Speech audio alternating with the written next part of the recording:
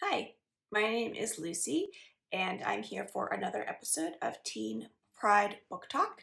This is the show where I take about 5 minutes or so to just talk about a young adult book that is inclusive and representative of folks in the LGBTQIA plus community. The book that I want to share with you today is called Yesterday is History, and this is by Kosoko Jackson. This is a relatively new book. And one of the reasons I wanted to share this book with you today is that it sort of dabbles in some different genres in a very interesting way. It's on the edges of sci-fi, I would say, because there's time travel in this book. So that puts it in the sci-fi genre, but it doesn't focus on the specifics of time travel, like portals and how you actually get from one place to another. It's just an important part of the main theme of the story.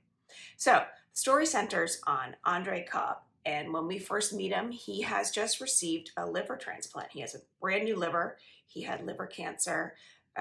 He's about to, he's about to be in his senior year of high school. And he's excited for this new lease on life. Literally, he has a new organ, so he can head out there and kind of get back to things. One night when he's home from the hospital, recovering, he kind of passes out and he wakes up somewhere that looks familiar. It is his house, but it's actually the year 1969. So we've gone back 50 years from 2019 when Andre is living. And so he's on his front lawn and he is surprised by this. And then just as mysteriously, he goes back to his present time. So this is his first little venture. Then he goes back again to 1969 and he meets someone there, someone named Michael, who's living in his old house. And that is the beginning of a relationship that he develops in 1969. Back in 2019, he gets contacted by the family of the young man whose liver he received, and they want to talk to him. It turns out they are all time travelers. This is not a big reveal. This happens right in the beginning. And he is able to do this now because he received an organ from a time traveler. So this family wants to take him under its wing and sort of school him in the way of time travel because there are rules. There's some really important rules. The number one rule is do not change anything in the past because that could have ripple effects. The number two rule is only ever go backwards, never go forward. So in order to educate Andre in the ways of time travel, this family, the McIntyres, enlist their son, Blake. So Blake has just lost an older brother. Here he is being asked to help someone learn how to time travel. So this is already a little bit contentious.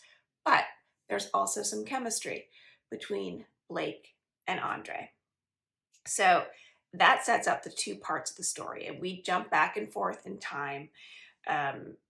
Andre is tethered to Michael in 1969, which means that he's always going to go back there if he thinks about Michael. That's where he'll go. It doesn't always mean it's Michael's house. He could be learning something else about Michael, and time is different. It could be 3 years in the past and 3 minutes in the future, or in 3 minutes in the present. So we see Michael and Andre in some different situations. They spend a lot of time together and they develop a relationship. And then he spends time with Blake, and they're sort of going through a normal high school boy meets boy kind of thing. Like, are they going to go on a date? Is that going to work out?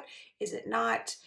And so it does have that, like, just generally romantic vibe. So that's why I said it's kind of a time travel, but it's also a romance, and a really appealing one at that, because you have to decide. You're rooting for Andre in two different situations with two different guys. So that makes it a little bit different than your normal romance.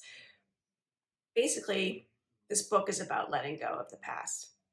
You have to decide how what you're holding on to in the past is going to influence you. And the mechanism that the author uses to show us this is like actual time travel, actually going back in the past. And Andre is tempted to change things and not think through the full implications of that. And I think that that is a good metaphor for, like, if you're holding on to pieces of your past, how is that changing your present life, and how is that changing your future life? How does that influence how you relate to the people around you? So it's a double romance, time travel, really interesting construct in this new book. This is a first book for this author. I'm excited to see what else he writes. I think he's working on an adult novel. So I would recommend that you pick up Yesterday is History by Kosoko Jackson. It's a fun read. Thanks for joining me.